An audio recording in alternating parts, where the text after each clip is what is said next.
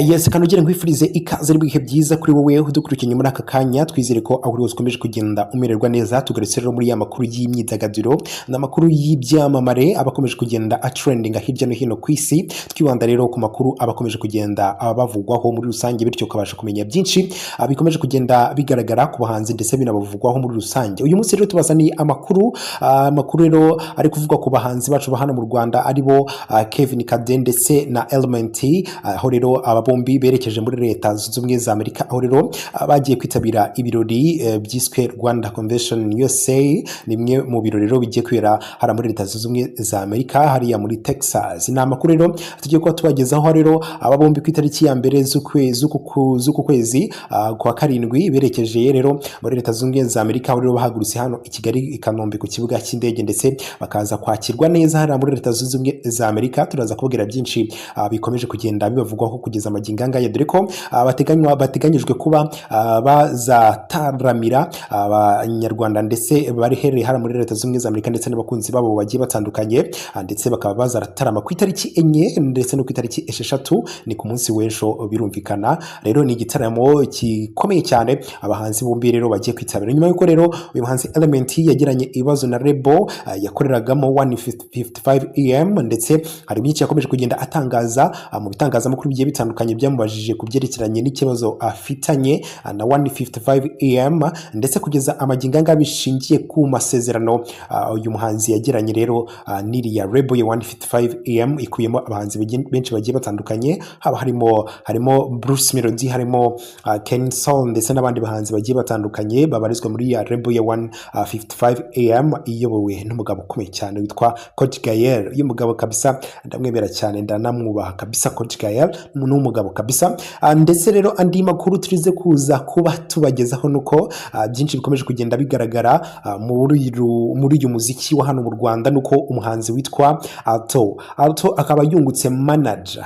Dore nyuma rero y'igihe kirekire uyu muhanzi adafite umanager umunaginga ku byerekeranye n'amafaranga ashora mu muziki, haba rero kuba amafaranga yarayiburaga mu gushora mu muziki ndetse akakora n'ibihangano bigiye bitandukanye byinshi, kugira ngo abakunzi be rero bakomeje kugenda bamubona.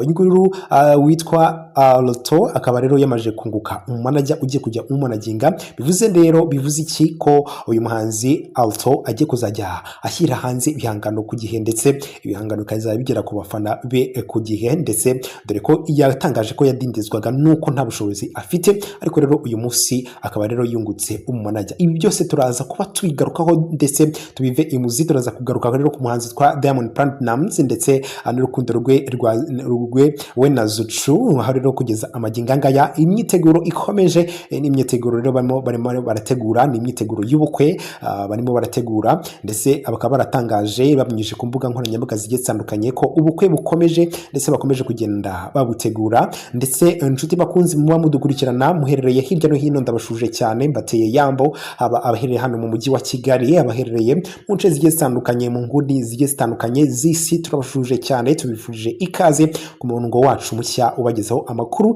yizewe hano kuri The Hot Live. Kanda subscribe kugira ngo utazabicikwa n'amakuru nawe, kandi niba waramaje gukanda subscribe ndagushimiye cyane. Uri umuntu w'umugabo kabisa, nkutereye isariyuti kabisa, uri umuntu ukomeye cyane. Reka rero ntatinze mbabimburire aya makuru nyaramburire muri rusange, aho tujye guhera kuri aba bahanzi bacu ba hano mu Rwanda rero bakomeje kugenda bogoga ibihugu bigiye bitandukanye, aho bakogenda bakora ibitaramo bigiye bitandukanye. Uyu muhanzi witwa Element akaba n'umuproducer wagiye umenyekana mu ndirimbo zigiye zitandukanye, Food Twasi Kosa ndetse n'izindi zigiye zitandukanye. Uyu muhanzi akaba rero aherutse no gushyira hanze indirimbo yise Tombe, imwe mu ndirimbo rero imaze kurebwa n'amamiliyoni menshi cyane, ndetse uyu muhanzi akaba akomeje kugenda agaragaza ubuhangage ndetse n'ubwenge mu byerekeranye no kuririmba ndetse no gukora ibihangano bye muri rusange. Uyu ni umwe mu bahanzi rero abanyarwanda ugomba kumenya ko akenshi abantu bamugendera hafi ngakunze kugira isoni cyane, atinya n'abakobwa, ariko rero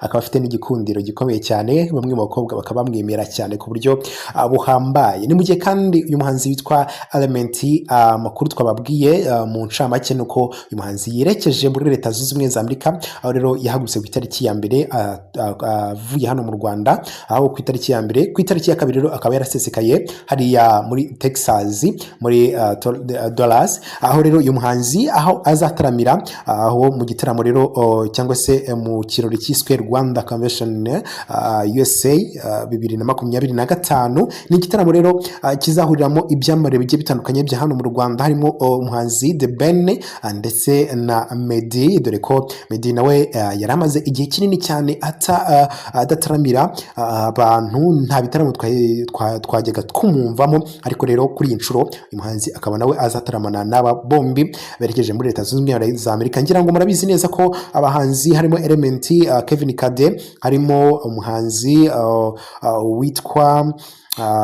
witwa The Ben bahuriye mu ndirimbo yiswe Sikosa, imwe mu ndirimbo rero yaje gukundwa cyane. Ni indirimbo bakaba rero nayo bazayitaramira bamwe mu bakunzi babo baherereye hariya muri Leta Zunze Ubumwe za Amerika, dore ko ibigaragara nuko aba bahanzi bakunzwe cyane muri biriya bice bya Texas. Namwe mu mwakuru rero mu yandi makuru ugomba kumenya kuri uyu muhanzi witwa Element nuko yagiranye ibibazo bikomeye cyane na label ya 155am. ni ibibazo rero bishingiye kuba hari amasezerano bagiranye, ndetse hakaba ari byinshi batigeze bubahiriza ku mpande zombi zigiye zitandukanye batumvikana. Rero umuhanzi Element akaba we yifuza kuba yabicisha mu nzira nziza, dore ko afata hariya muri 155am nk'umuryango muri rusange, nk'umuryango we wamufashije byinshi bigiye bitandukanye, ndetse byinshi akomeje kugenda ageraho bikesha 155am, ndetse n'umugabo ukomeye cyane twa Coach Gael wagiye umufasha mu byerekeranye n'umuziki mu gutera imbere muri rusange. Ni mu gihe kandi umuhanzi witwa Aloto ni umwe mu bahanzi bakoze indirimbo zigiye zitandukanye. Indirimbo nimba yitwa Nikosa Nikosa rero ni imwe mu ndirimbo rero nayo ishobora kuba ikomeje kugenda ivugisha benshi mu bafana be. Indirimbo nziza cyane uyu muhanzi yashyize hanze, akaba rero yamaze gutangaza ko yamaze kubona umuntu umumanaginga mu muziki we, dore ko yari amaze igihe kinini cyane akajya ashyira indirimbo hanze ukwezi kumwe, agashira amezi 3 amezi 4 atari yashyira indi ndirimbo hanze, ariko rero kugeza amaginga ngaya akaba yamaze gutangaza ko abafana be bagomba gushyira hasi impungenge ko indirimbo zigiye kuzajya zibonekera ku gihe, bitewe nuko yamaze kugenda abona yabanje kubona umuterankunga cyangwa se umuntu ugiye kumufasha kumanaginga byerekeranye n'ishoramari, kugira ngo abashe kugira aho yivana ndetse naho agera muri rusange. Ni ibintu by'agaciro cyane kubona umuntu kumanaginga, kuko biragorana kuba uri umuhanzi nta manager ufite ugusapotinga mu byo ukora byose byerekeranye n'umuziki uba ukora. Biba bigoranye kugira ngo utere imbere muri rusange, biba bigomba kuba hari izindi mbaraga ufite inyuma zigusimbiza cyangwa se zituma utirira agasozi. Nshuti bakunzi ba rero ba The Hot Live, reka mbashimire cyane. Njyewe nitwa Wizpazo, tugenda tubana amakuru agiye atandukanye y'imyidagaduro, ngewe tugenda tubana buri munsi. Reka ngushimire cyane ko twabanye muri amakuru. Niba utari wakanda subscribe nyamuneka yikande, tujye tubasha kwibanira amakuru n'ibiganiro mbagenda mbategurira cyane. Ndagushimiye cyane, tuzongera kubona amasaha ari imbere, ndetse cyangwa se ku munsi w'ejo tubagezaho n'andi makuru meza tuba twagiye tubategurira hano kuri The Hot Live. Reka ngushimire cyane, yari Wizpazo. Ciao ciao.